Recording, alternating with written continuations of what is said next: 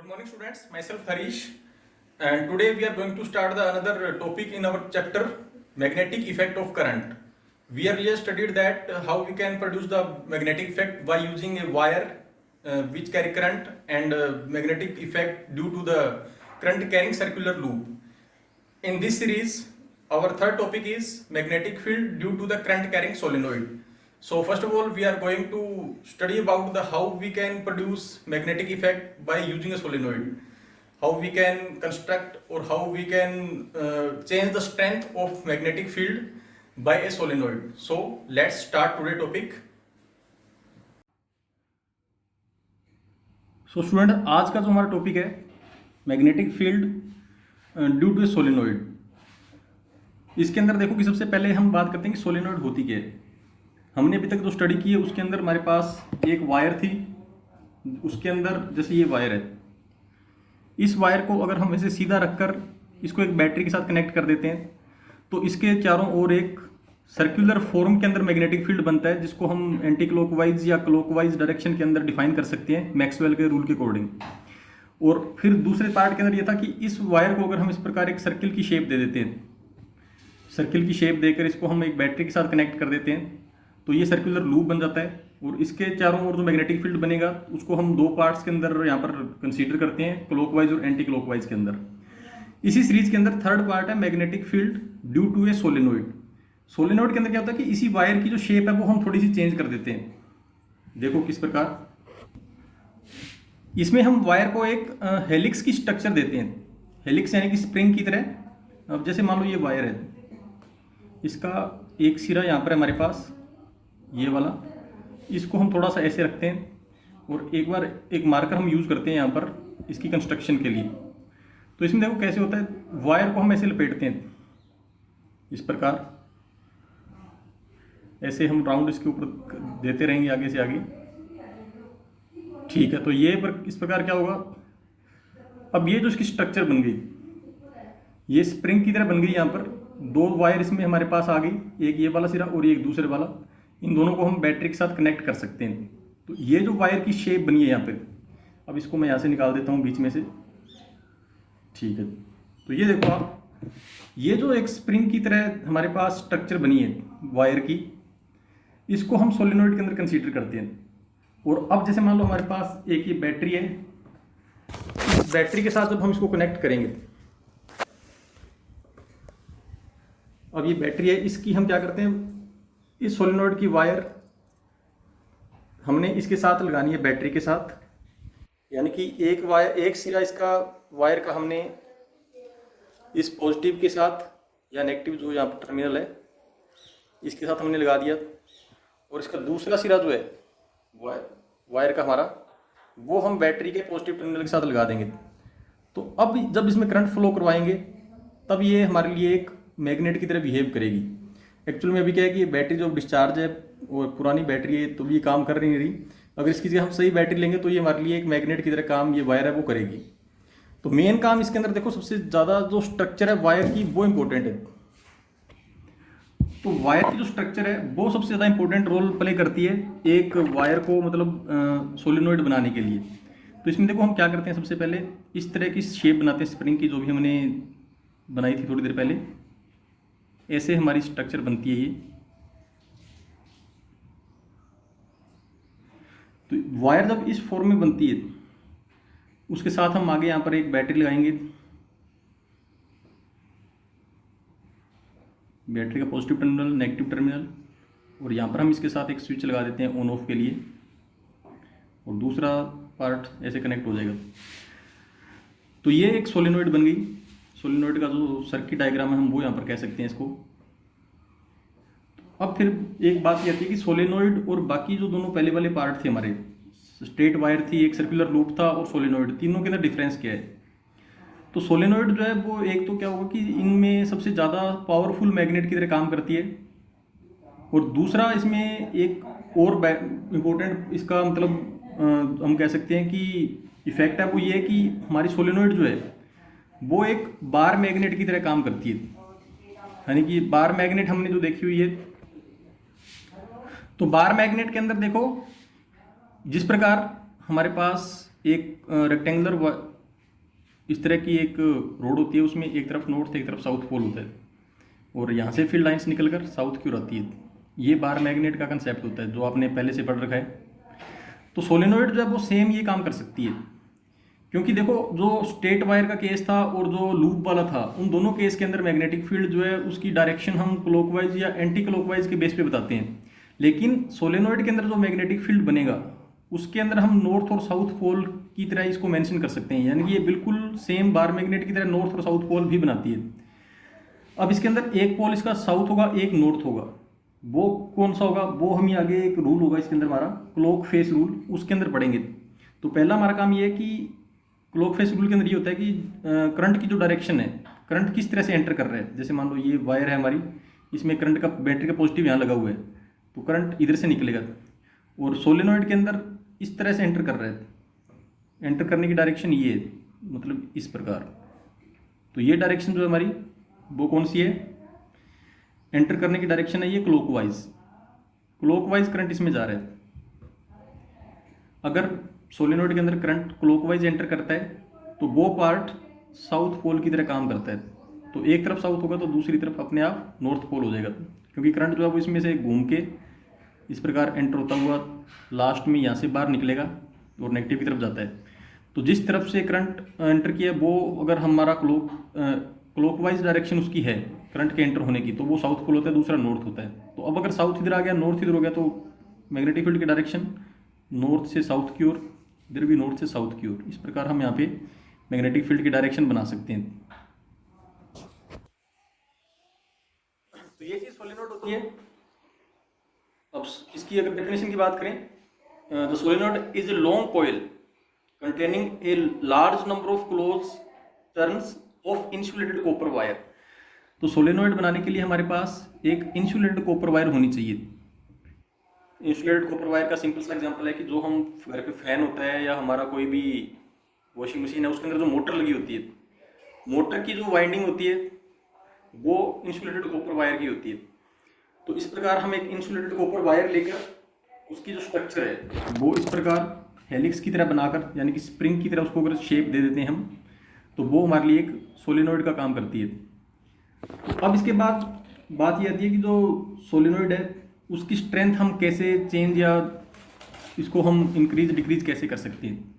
तो यहाँ पे कुछ फैक्टर्स हैं जिनके ऊपर जो सोलेनोइड की स्ट्रेंथ है वो डिपेंड करती है।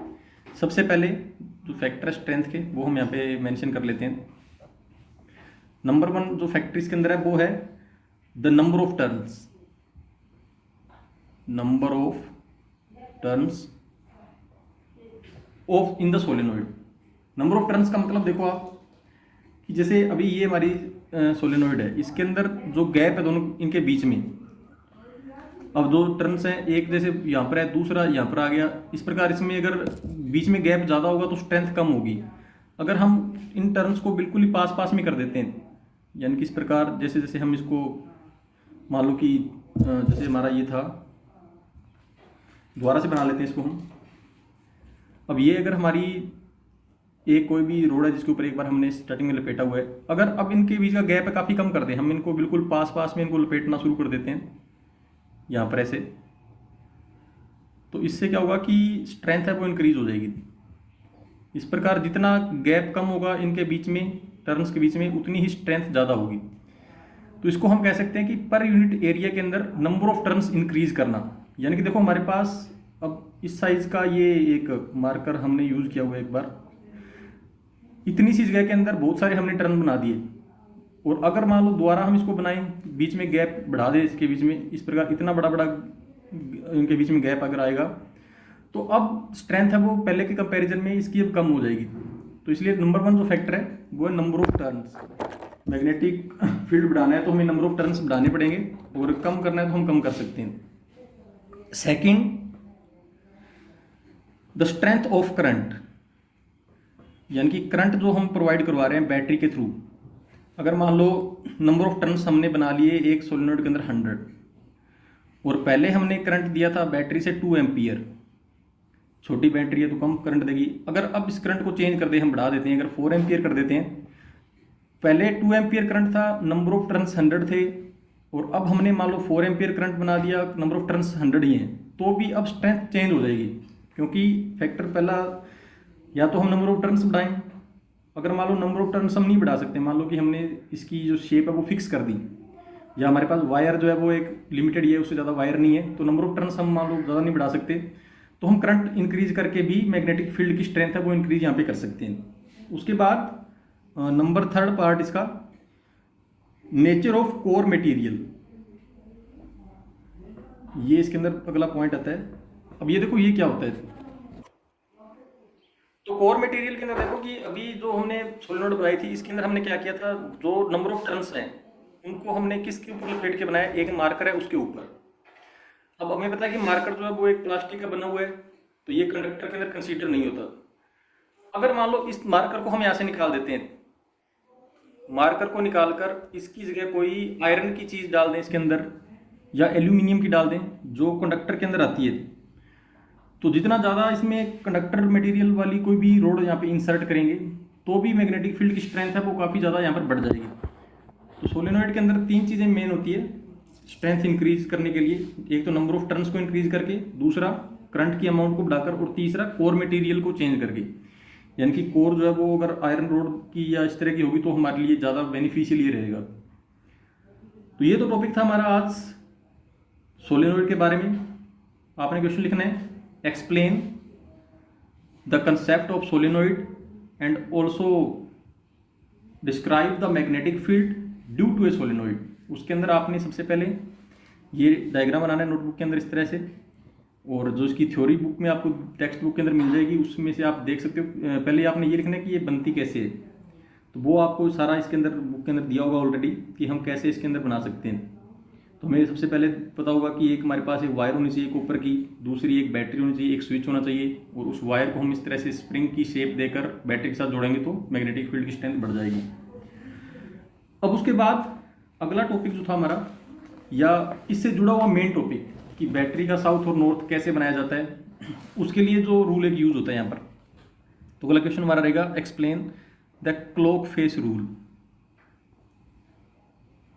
क्लॉक फेस रूल इसमें इंपॉर्टेंट होता है बहुत ज़्यादा, जिसके बेस पे हम डायरेक्शन बता सकते हैं कि करंट जो है वो किस डायरेक्शन से एंटर कर रहा है, और मैग्नेटिक फील्ड में साउथ पोल कौन सा होगा, नॉर्थ कौन सा होगा।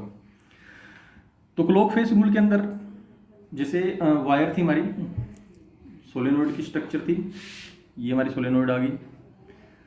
इसमें हमने ये देखना होता है कि करंट एंटर कौन सी डायरेक्शन से कर रहा है। अब जैसे अगर आप इस तरह से इसको बनाओगे, यहाँ पर ये आ गया, तो अगर ये वाली वायर है, इधर वाली वायर अगर हमने बैटरी के पॉजिटिव टर्मिनल के साथ लगाई है तो करंट इसके अंदर क्लॉकवाइज डायरेक्शन के अंदर एंटर होगा। लेकिन कई बार क्या होता है कि हम मान लो दूसरी साइड से शुरू कर देते हैं। अब मान लो ये वाला सिरा है, इस तरफ से शुरू कर रहे हैं हम, बैटरी की डायरेक्शन हमने चेंज कर दी, तो अगर हमारी सर्किल जो बन रही है, एक तो ये स्ट्रक्चर होगी हमारी, इसमें बैटरी का पॉजिटिव अगर यहाँ जुड़ा होगा तो करंट इधर से एंटर करेगा, और इधर से एंटर करेगा तो ये देखो इनिशियली आप देखो कि डायरेक्शन किस तरफ होगी, करंट जो है वो इस डायरेक्शन में जा रहा है, इधर जाएगा तो फिर नीचे भी इस तरफ ही आएगा। ये एक सेमी सर्किल बन रहा है हमारा इस शेप का। तो इसमें अगर अपने इधर से चलकर इधर आते हैं तो ये डायरेक्शन हमारी क्लॉकवाइज डायरेक्शन कहलाती है। सबसे पहले हमने ये चेक करना है कि वायर के अंदर करंट है वो क्लॉकवाइज जा रहा है, एंटी क्लॉकवाइज जा रहा है। अगर मान लो हमारी बैटरी का पॉजिटिव यहाँ पे लगा है तो करंट की डायरेक्शन इसमें पॉजिटिव होगी। अब सपोज करो मान लो कि हमने पॉजिटिव यहाँ से हटाकर बैटरी का पॉजिटिव यहाँ लगा दिया, अब जो करंट की डायरेक्शन है वो रिवर्स हो गई, यानी कि अब जो करंट है वो यहाँ से एंटर करेगा, इस तरह से एंट्री से हमारा करंट जो है वो करेगा। तो अगर करंट हमारा क्लॉकवाइज एंटर करता है फिर तो हम उस पोल को साउथ पोल कह सकते हैं, लेकिन अगर करंट हमारा एंटी क्लॉकवाइज एंटर कर रहा है, यानी कि इस डायरेक्शन के अंदर, ये हमारा डायरेक्शन है, एंटी क्लॉकवाइज आ जाएगा। तो एंटी क्लॉकवाइज जब किसी सोलेनोइड के अंदर करंट एंटर करता है तो क्या होगा, हम उसके अंदर फिर उसको नॉर्थ पोल के अंदर हम यहाँ पे कंसीडर करेंगे। तो दो डायरेक्शन हो गई, अगर करंट क्लॉकवाइज है तो वो हमारा होगा साउथ पोल, दूसरा एंटी क्लॉकवाइज तो वो होगा नॉर्थ पोल। तो अब इसमें इस डायग्राम को देखकर आपको ये लग सकता है कि अगर पहले बैटरी इधर लगी हुई थी तो साउथ इधर था तो नॉर्थ तो अपने आप ही आ गया, और अब अगर हम बैटरी इधर लगा रहे हैं तो भी ये नॉर्थ बन रहा है। तो फर्क क्या है दोनों के अंदर? तो ये एक्चुअल के अंदर हम जो बाइंडिंग करते हैं, इसकी जो शेप बनाते हैं, उसके अंदर फर्क होता है सारा। कई बार क्या होता है कि जैसे अभी तो हमने बिल्कुल सीधे सीधे इसके अंदर टर्म इसके अंदर लपेटे थे, कई बार क्या होता है कि हम इस प्रकार शुरू कर देते हैं, उल्टा शुरू कर लेते हैं, मान लो ऐसे, एक इसकी वजह से फर्क आ सकता है।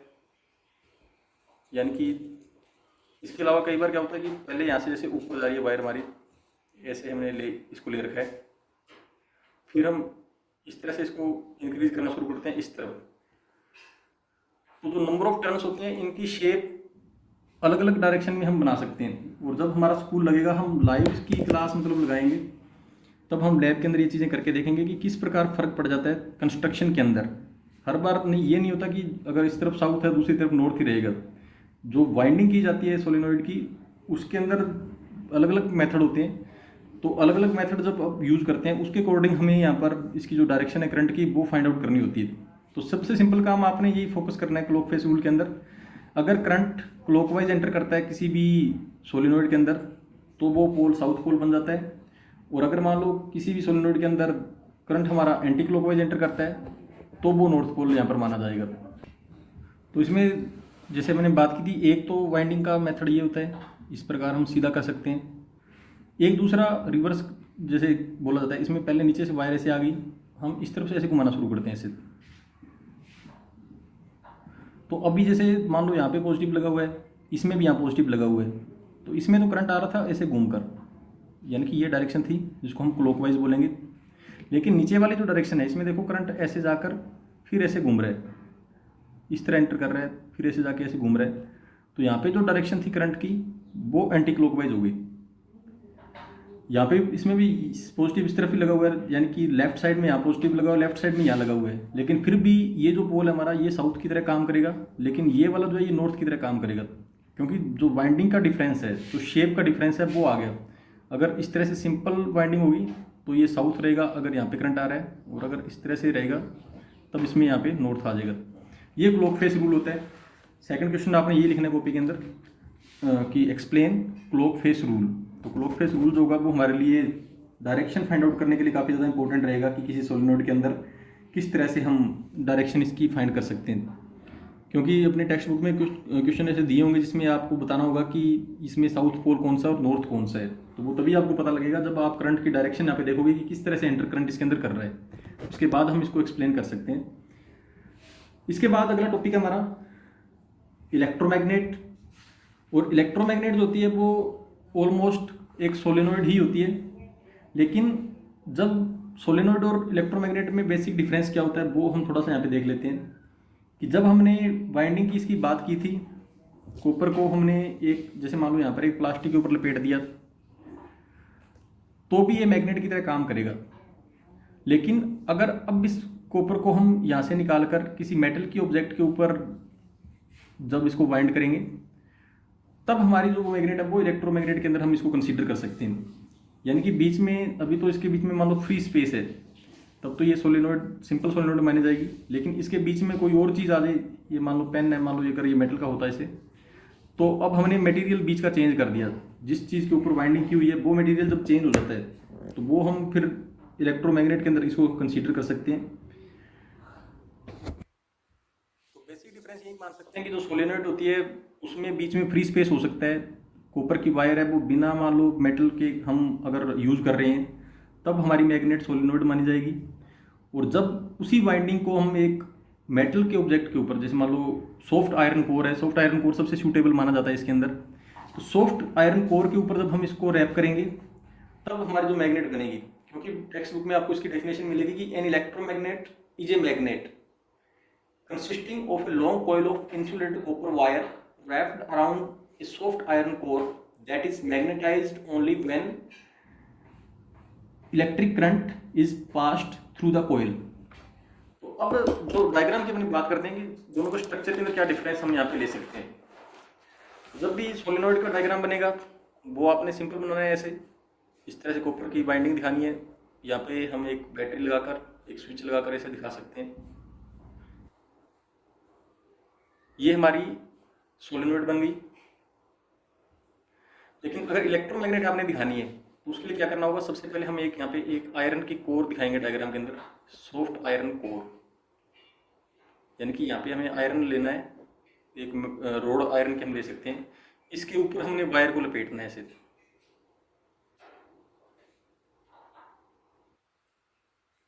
ये हमारा ये इलेक्ट्रोमैग्नेट बन गई है। तो यहाँ पे सॉफ्ट आयरन कोर इसमें आपको नजर आ रही है, इसमें सॉफ्ट आयरन कोर नहीं है, ये फ्री स्पेस यहाँ पे नजर आ रहा है। तो ये बेसिक डिफरेंस है सोलेनोइड और इलेक्ट्रोमैग्नेट के बीच में। तो आज आपने ये क्वेश्चन करनी है। थर्ड क्वेश्चन आपका ये रहेगा, explain the concept of electromagnet. उसमें भी आपको टेक्स्ट बुक में ये डायग्राम मिलेगा, उससे रिलेटेड आप जो थ्योरी है वो वहाँ से देख के लिख सकते हैं। तो 3 क्वेश्चन आपने करने हैं आज। पहला, एक्सप्लेन अबाउट सोलेनोइड, या हम यूँ कह सकते हैं कि what is solenoid, explain its construction and working. उसके बेस के अंदर हम सारी चीज़ें बता सकते हैं। दूसरा क्वेश्चन आ जाएगा, एक्सप्लेन क्लॉक फेस रूल। और थर्ड आ जाएगा, what is electromagnet, explain it. तो ये तीनों क्वेश्चन आपने आज करने नोटबुक के अंदर अच्छी तरीके के साथ। अगले लेक्चर में जल्दी मिलते हैं अपने, तब तक के लिए थैंक यू।